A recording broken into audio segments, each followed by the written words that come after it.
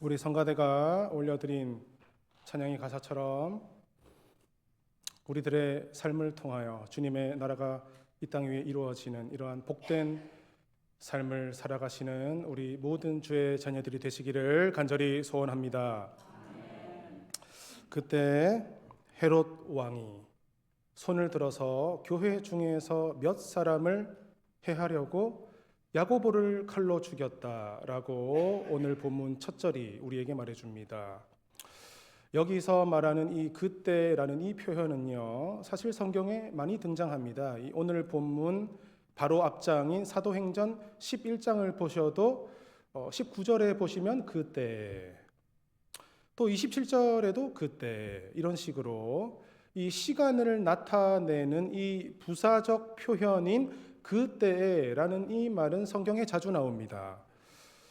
그래서 오늘 본문에 나오는 이 그때라는 이 말도요, 이게 어떤 정확한 시간을 말해준다 이렇게 보시기보다는 이 사도행전 전체의 내용을 좀 참고를 해서 말씀을 드린다면 사도 바울처럼 이렇게 회심하는 사람들도 많아지고 이 교회가 말씀으로 흥왕해지는 그때에 이렇게 보시면 되겠습니다.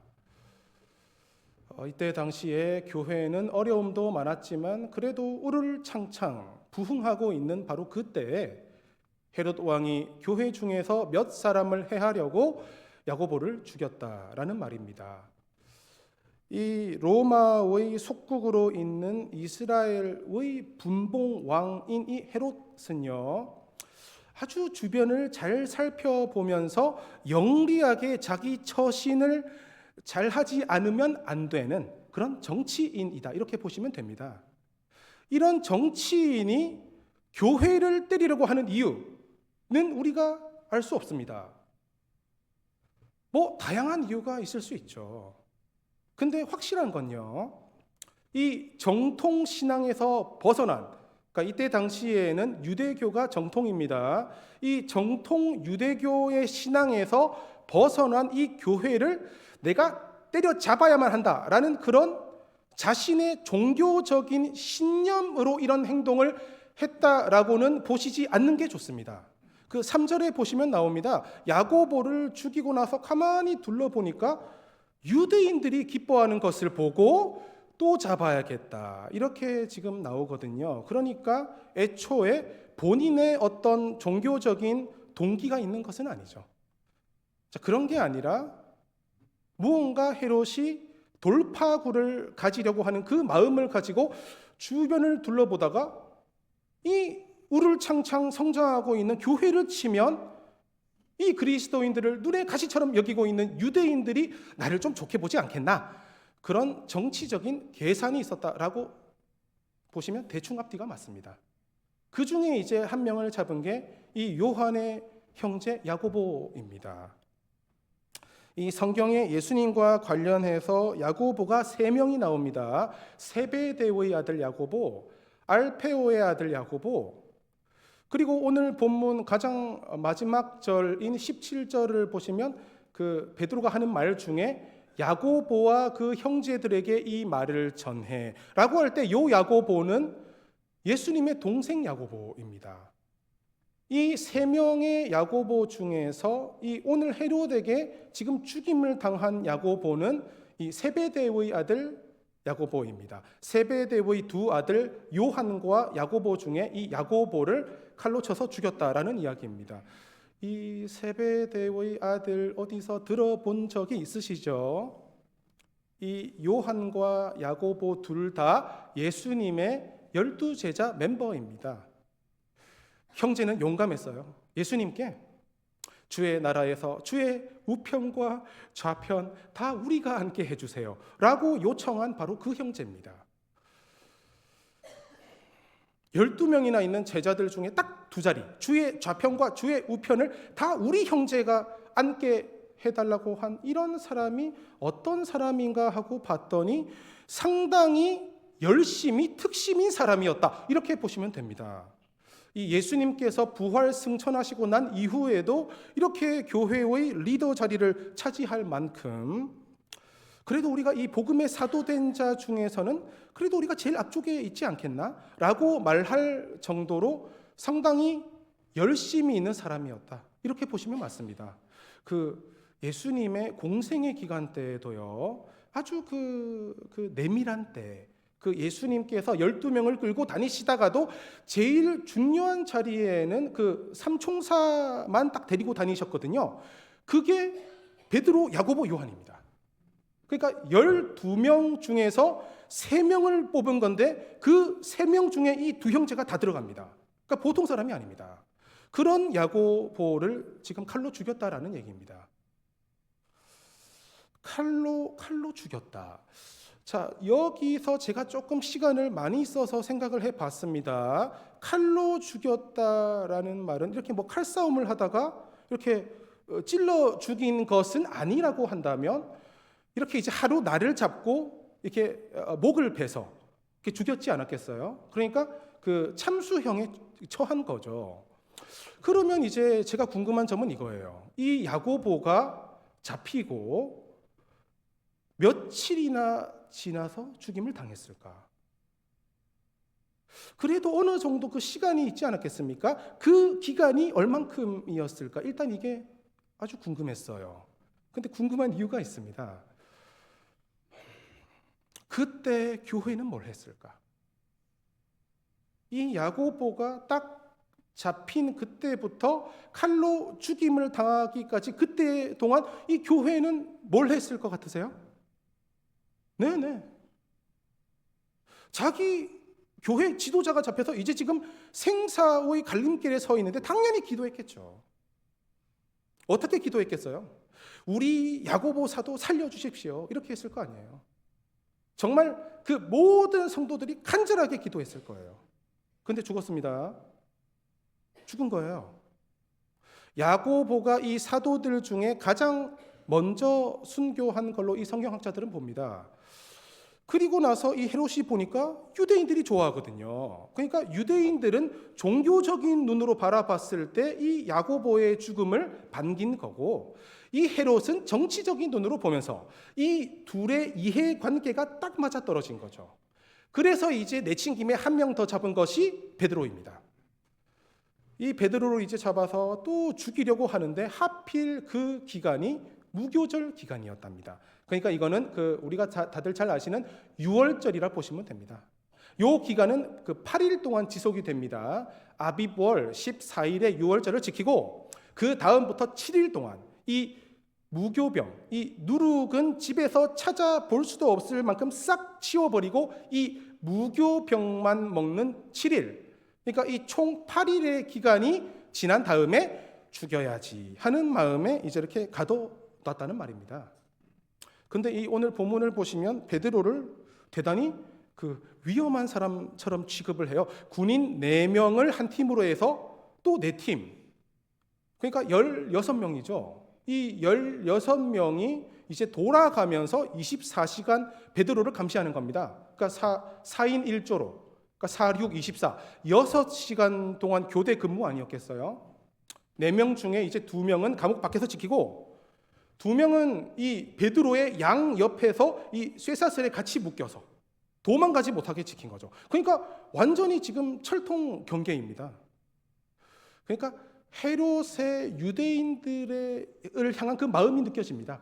내가 이렇게 당신들이 좋아하는 이 일을 아주 시리어스하게 받아들이고 있다. 좀 이런 걸 보여주는 그런 퍼포먼스일 수도 있어요. 이렇게 이제 옥에 갇혀 있다가 이 무교절만 끝나고 나면 이제 베드로도 죽는 그런 일을 지금 당하고 있었다. 그런 말입니다. 그런데 이제 이 헤롯이 베드로를 잡아내서 죽이려고 하는 바로 그 전날 밤. 바로 그 전날 밤이래요. 그러니까 이런 거 보면 이 하나님도 극적인 걸 좋아하시는 것 같아요. 바로 전날 밤까지 교회는 간절히 베드로를 위해 기도했답니다. 이건 5절에 나옵니다. 그러니까 이때에도 그 야고보를 위해서 기도한 것처럼 아주 그냥 간절히 기도했겠죠. 하나님, 우리 베드로만큼은 안 됩니다. 꼭 살려주십시오. 살려주실 줄 믿습니다. 그렇게 간절히 기도를 했을 거예요. 그러자 이제 헤롯이 베드로를 죽이려고 하는 바로 그 전날 밤에 호련히 주의 사자가 나타났답니다. 나타나니까 그 감옥이 광채로 가득 빛났대요. 그러니까 이 세상 일이 아닌 거죠. 놀라운 일이 일어난 거죠. 천사가 베드로의 옆구리를 쳐서 깨우니까 쇠사슬이 손에서 벗겨졌대요. 그리고 이제 베드로에게 하나씩 시킵니다. 띠를 띠어라. 신을 신어라. 그러니까 베드로가 그대로 했대요. 그러면 이제는 알아서 또 그 다음 자기가 챙길 거 챙기면 되잖아요. 그런데 또 신을 신고 가만히 있었나 봐요. 그러니까 천사가 또 말을 합니다. 겉옷 입어라. 그리고 따라와라. 그래서 따라 나오는데 이 베드로는 지금 이게 꿈인가 생시인가? 내가 지금 환상을 보는 건가? 이랬대요. 그러니까 아직 지금 정신을 못 차린 거죠. 그 잠을 잤나 봐요. 참 대단합니다. 오늘 밤이 지나면 죽는 건데 또 잠을 잤나 봐요.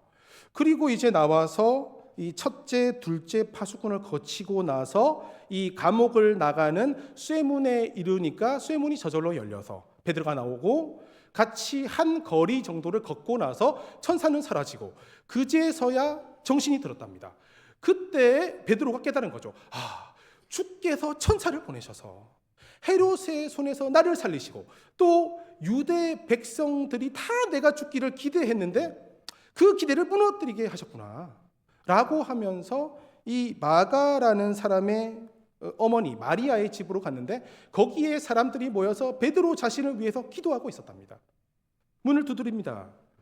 로데라는 여자아이가 문도 안 열고 이 베드로의 목소리만 듣고 사람들에게 다시 달려가서 베드로가 왔다라고 말하니까 그 기도하던 사람들이 네가 미쳤구나 그랬대요. 진짜입니다. 진짜 베드로입니다 하니까 또 사람들이 하는 말이 그러면 그거 베드로가 아니라 베드로의 천사야. 이거 무슨 말인지 아시겠어요? 이미 베드로를 죽은 사람으로 보는 거죠. 그런데 계속 두드리는 소리가 나니까 사람들이 와서 베드로인 것을 보고는 놀랐답니다. 오늘 이 말씀의 이 부분은 우리 성도님들께서 지금까지 신앙생활 하시면서 이런저런 설교 말씀을 통해서나 아니면 어떤 큐티책을 통해서 이렇게 여기저기에서 들으시는 게 많으실 겁니다. 이렇게 간절히 기도를 하면서도 믿지 않았던 이들을 보라. 우리는 이러면 안 된다. 뭐 이런 말씀요. 근데 저는 여기서 인간적인 모습을 봅니다. 우리가 하나님께 무언가를 간구해도요. 우리는 우리의 수준에서 간구합니다. 이거는 지금 생각할 수도 없는 방법이잖아요. 천사가 나타나서 그냥 밤중에 그냥 투명 인간처럼 그냥 통과시켜주는, 이건 하나님이 반칙 쓰신 거죠. 이거는 이 베드로를 살려달라고 기도하던 사람들이 이걸 생각하면서 하나님 그 방법 있잖아요. 그렇게 해주세요. 이렇게 기도했을 리가 없습니다. 기도를 하면서도 정작 베드로가 집에 왔을 때 놀라는 이 사람들을 보고 너무 뭐라 하지 마시기를 바랍니다. 기도를 하면서도 베드로가 구해졌을 거라고 생각도 못하는 이들을 너무 믿음 없다고 보시지는 마세요. 제가 그 선교지에 있을 때예요. 이제 그 나라는 그 선교사님들이 모여서 사는 마을이 있습니다. 거기를 이제 베이스 캠프로 삼고 이제 이 본인이 사역하는 마을에 갔다가 필요할 때 다시 돌아와서 이렇게 다시 재정비하고 그런 역할을 하는 마을이 있어요. 그런데 그 마을이 좀 고지대에 있습니다. 거의 한 6천 피트 정도 됩니다. 게다가 이제 선교지니까 그 발전이 아직 안 된 나라일 거 아닙니까? 그래서 그 마을은 수도 시설이 없습니다. 그러니까 집집마다 그냥 그 지붕에 물탱크가 있어요. 그래서 우기 때에 빗물을 받아서 그걸로 생활을 하는 거죠. 그러다가 이제 건기가 되면 그때는 한 몇 달 동안 비가 안 옵니다. 그러면 물을 아껴서 쓰다가 이제 이 물이 정 없다 싶으면은 뭐 어떡해요? 할 수 있는 게 없어요. 그럼 이제 이 선교사님들이 다 연락을 돌려요. 우리 예배당에 모여서 기도하자. 비를 달라고 기도하자 이렇게 합니다. 그래서 이제 언제 모이자 이렇게 했는데요. 그때 한 선교사님이 이렇게 제안을 했어요. 우리 모일 때 우리 다 우산을 들고 모이는 게 어떻겠냐. 이 기도하고 나서 집에 돌아갈 때 비 오는 거를 우리가 기대를 한다면 우리가 우산이 필요하지 않겠냐? 이렇게 제안을 했어요. 그러니까 사실 비가 안 옵니다. 거기는 그러니까 완전히 고산지대고 하늘이 뻥 뚫려 있어요. 저기에 손바닥만한 구름이 있으면 그게 이제 3일 후에 와서 비가 오는 거예요. 그러니까 주변을 둘러봐서 구름이 하나도 없으면 비 안 오는 거예요. 그런데 이제 이분이 이렇게 제안을 했는데 이제 그 기도하러 모인 날에 한 100명 정도 선교사님이 모였거든요. 우산을 몇 명이 들고 왔을 것 같으세요? 자, 50명 이상 들고 왔다. 고개를 끄덕여 보세요. 50명 이상 들고 왔다. 너무 우습게 보시는 거 아니에요, 선교사님들? 20명 이상은 들고 왔다. 10명도 안 들고 왔다. 고개를 끄덕여 보세요. 네, 정답은요. 1명 들고 왔습니다. 1명. 저 아닙니다. 네. 저를 너무 과대평가하시면 곤란합니다. 웃긴 건 그 제안한 그 선교사님, 그 호주 선교사님인데요. 그분도 안 들고 왔어요. 그래서 제가 야, 너 왜 안 들고 왔냐? 제가 물어보니까 찾아봤는데 우산이 없더래요. 아이씨, 미리 알아봤어야죠, 그런 건. 핀란드 선교사님인가? 1명 들고 왔어요. 우리가 기도하고 돌아가는 길에 비가 왔을 것 같으세요? 안 왔을 것 같으세요? 네, 이거는 알려드리지 않겠습니다. 개인적으로 저한테 오시면 제가 말씀드리도록 하겠습니다. 우리 인생의 모습이 그렇습니다. 기도는 간절히 해도 자기의 그릇만큼 구하는 것이 우리 인생의 모습이라는 것을 우리가 알 때 이들도 지금 이런 방법은 생각도 하지 못한 거죠. 뭐 시간과 뭐 주위 사람들과 이 여러 가지 환경을 이용하신 게 아니라 이거는 지금 하나님께서 직접 개입하셔서 일으키신 역사인 거죠. 사실 뭐 여러 가지 방법이 있을 수 있지 않겠습니까? 뭐 헤롯의 마음을 막 감동시키셔서 베드로를 풀어주게 하실 수도 있지만 이거는 지금 하나님께서 강권적으로 역사하신 거죠. 하나님께서 하시려고 한다면 능치 못할 일이 없습니다. 하나님의 손이 짧아서 구원 못하시는 그런 분 아닙니다. 하나님께서 역사하셨다라는 이 오늘 본문의 내용을 볼 때 우리는 이걸 아멘으로 받습니다. 이거는 정말 놀라운 일이고 참 감사한 일이잖아요. 그런데 우리가 오늘 본문을 상고하면서 꼭 같이 봐야 할 부분이 1절, 2절부터 나와요. 오늘 말씀의 제목입니다. 오늘 말씀의 제목을 좀 눈여겨보신 분들이 계신지 모르겠어요. 베드로는 살았는데 야고보는 죽었어요. 베드로는 이런 하나님의 강권적인 역사하심으로 죽임을 면했는데 야고보는 왜 하나님께서 안 살려주셨을까? 야고보도 살려주실 수 있지 않았겠어요? 저는 이게 아주 궁금합니다. 야고보는 왜 안 살려주셨을까? 근데요, 아무리 우리가 성경을 찾아봐도 성경은 우리에게 답을 말해주지 않습니다. 그냥 우리가 미뤄서 짐작하는 거죠. 아까 말씀드린 예수님의 두 옆자리를 달라라고 말한 그것 때문에 괘씸죄로 죽었나? 그래도 살면서 하나님 앞에 범죄하지 않았을까? 근데 중요한 건 뭔지 아세요? 성경은 말을 안 해요. 말을 안 한다는 얘기는요, 알 필요 없다라는 얘기입니다. 안 알려줘. 알아야 너희 소용없어. 이 뜻입니다. 자, 보세요. 베드로는 왜 살려줬을까? 이게 똑같은 질문이 됩니다. 베드로는 하나님께서 천사를 직접 보내서 끄집어낼 만큼 대단한 인물이라서, 혹시 우리가 많이 쓰는 말, 그는 아직 이 땅에서 남아서 할 일이 많이 남아 있어서, 우리 그런 생각하잖아요. 하나님이 우리들을 무슨 순서로 데려가시나? 못된 사람부터 데려가시나? 저 사람은 지금 가기에는 너무 아까운 사람인데 우리는 그때 법칙 잘 만들어요. 자, 근데 중요한 건요, 말을 안 해주는 여기에 답이 있는 줄을 아시기를 바랍니다. 말을 안 해주는 이거 자체를 우리는 답으로 받아야 돼요. 자, 이게 무슨 말이냐면요, 야고보가 죽은 이유는 딱 하나입니다. 하나님이 원하셔서예요. 제가 오늘 본문 뒤에 숨어서 세게 말씀드립니다.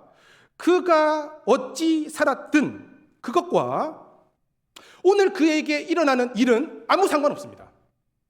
이거 정말 생각 많이 하고 성경 다 뒤져보고 말씀드리는 겁니다. 받아들이실 수 있으시기를 바라요.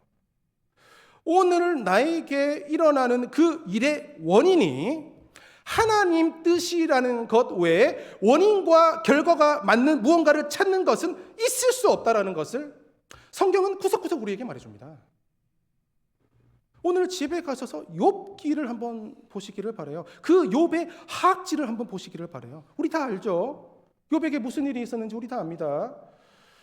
욥이 하나님을 너무 잘 믿어서 하나님이 그거 입방정 떨다가 고생한 사람이 욥입니다. 이 욥이 억울한 마음을 가득 가지고 하는 말을 들어보시면 세상이 뭐 이래? 이겁니다. 왜 악인들은 하는 일마다 잘 되고 그들의 후손도 잘 되고 심지어 그들이 가지고 있는 가축들도 낙태 한 번 안 하고 순풍순풍 새끼를 잘 낳고 그러다가 그들은 나중에 편안히 음부로 내려가고 뭐 이런 게 다 있냐? 이게 욥의 한탄이에요.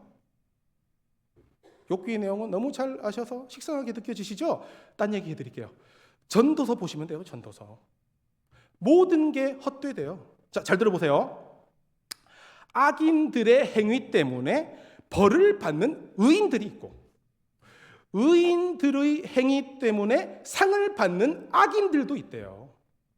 너무 의롭지도 마라 그래요. 오늘 나에게 일어난 일과 나의 삶은 관계없습니다. 아직도 동의를 다 못하시는 분이 혹시 계시다면요, 제가 못을 박아드릴게요. 오늘 이 야고보 자리에다가 예수님을 집어넣어 보시면 됩니다. 예수님의 겟세마네 기도 우리 다들 잘 알고 있지 않습니까?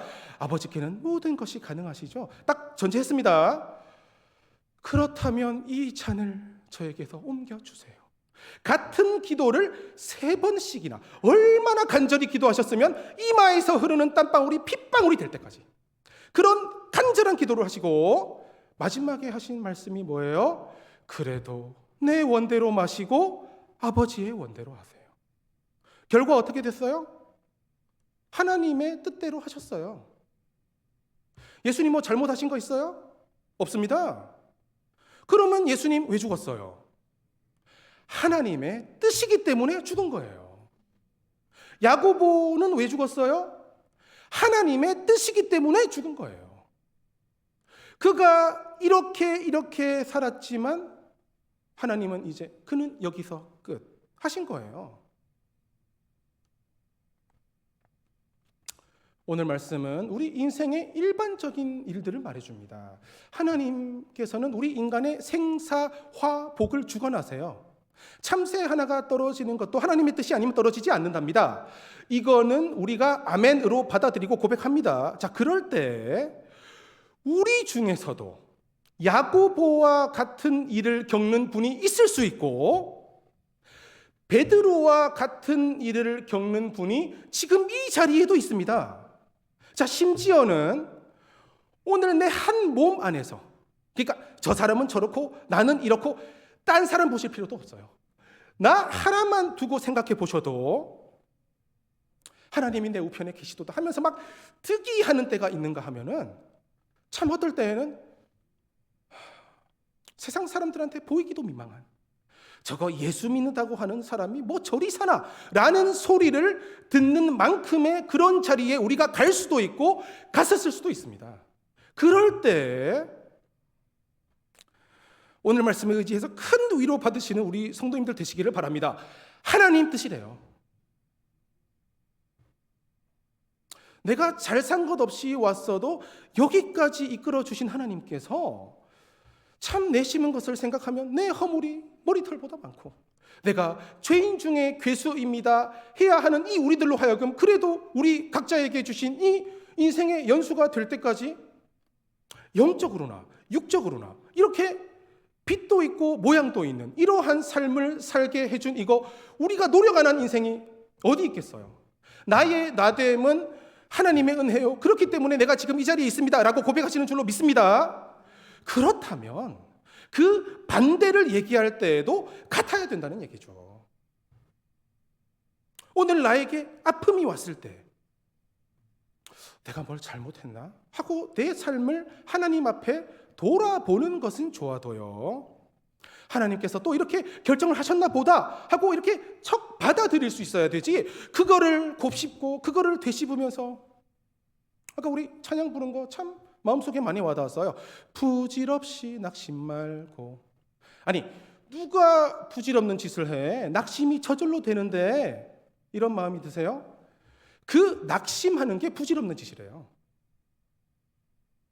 이미 하나님은 정하신 대로 우리를 끌고 가신다라고 생각하시면서 우리 이 믿음의 현 주소를 오늘 말씀에 다시 한번 대입해 보시면서 하나님 앞에서 가져야 하는 그 마음 자세를 정확하게 가지시는 우리 모든 성도님들 되시기를 간절히 소원합니다. 네, 그러면요, 오늘 말씀에서 중요한 부분이 이제부터예요. 믿는 자는 누구냐가 이제 나와요. 제가 오늘 말씀을 준비하면서 시편 말씀을 같이 묵상을 한 게 있습니다. 한번 들어보세요. 시편 39편 말씀입니다. 여호와여, 나의 종말과 연한이, 이 연한은 그 연도의 한계라는 뜻입니다. 나의 종말과 연한이 언제까지인지를 알게 하셔서 내가 나의 연약함을 알게 해주세요.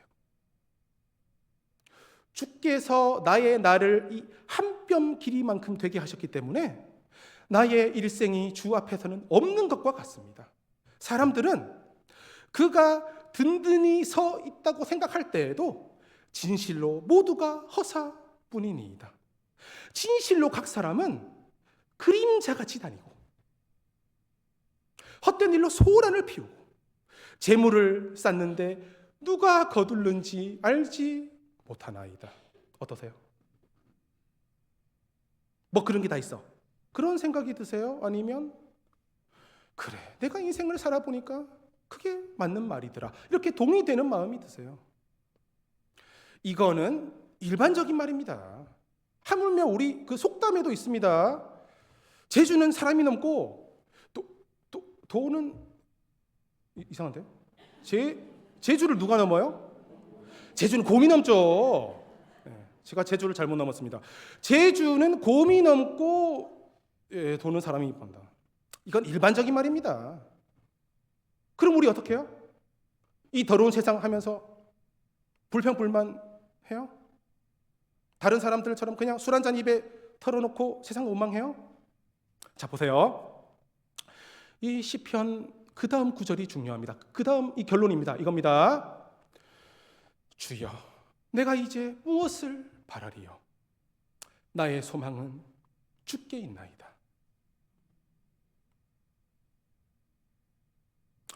사실 오늘 이 말씀을 우리가 새롭게 봐서 그렇지 이미 우리가 잘 알고 있는 말씀입니다. 아까 제가 잠시 말씀드린 전도서, 헛되고 헛되며 헛되고 헛되니 모든 것이 헛되도다. 우리가 열심히 노력을 해도요, 그게 어디로 갈지 모른대요. 열심히 노력을 해서 그 어떤 자리에 가봐도 가보니까 허사래요. 딱 절망과 염세주의에 빠지게 하는 그런 말씀 같아 보이잖아요. 그런데 이 전도서 마지막 장 12장 첫 절에서 결론을 딱 내줍니다. 종말의 때, 곤고한 날이 이르기 전에, 너는 아무 낙이 없다라고 말하는 그 시간이 각받기 전에 뭘 하라고 말해요? 너의 창조주를 기억하라. 믿는 자는 누구냐? 우리에게 이루어지는 그 모든 일들은 하나님의 뜻에 의해서 이루어집니다 라는 것을 기억하고 고백하는 자들이 믿는 자들입니다. 베드로의 사건을 바라볼 때에는 광채같이 빛나고 할렐루야 아멘.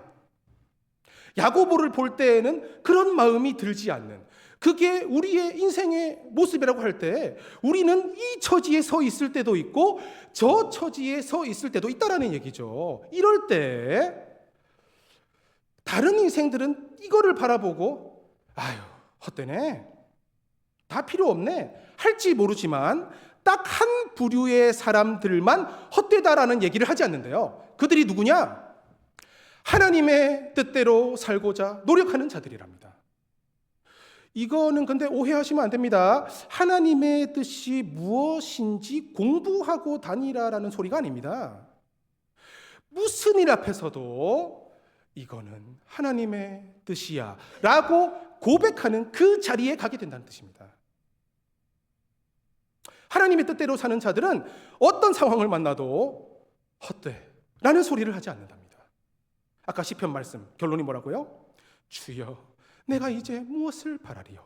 나의 소망은 주께 있나이다. 그리고 전도서 말씀 너의 창조주를 기억하라. 그게 믿는 자들이랍니다. 하나님께서 우리에게 믿음을 주신 이유는 다른 사람들 다 실패할 때 언제나 승승장구하고 다른 사람들 다 자빠져서 죽을 때 나 혼자 벌떡벌떡 살아나라고 우리에게 믿음을 주신 게 아니고 무슨 일도 인생들은 다 똑같이 겪을 수 있지만 인생 헤아려서 헛것이야 하면서 다 절망하고 낙심하는 그런 자리에서도 이거는 하나님의 뜻이지. 내가 심은 대로 살게 하신 하나님께서 오늘도 역사하셨구나. 그런 마음으로 다시 한번 주의 뜻을 더욱 힘써서 지키는 삶을 살아야겠다. 허리를 동이면서 힘을 발하는 그러한 삶을 살아가는 자들.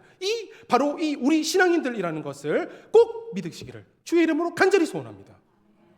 이 믿음을 사장시키시지 마시고 무슨 일을 만나든지 만사 형통하는 이 비결을 매일의 삶 속에서 누리시는 우리 모든 성도님들이 되시기를 참 진심으로 소원합니다.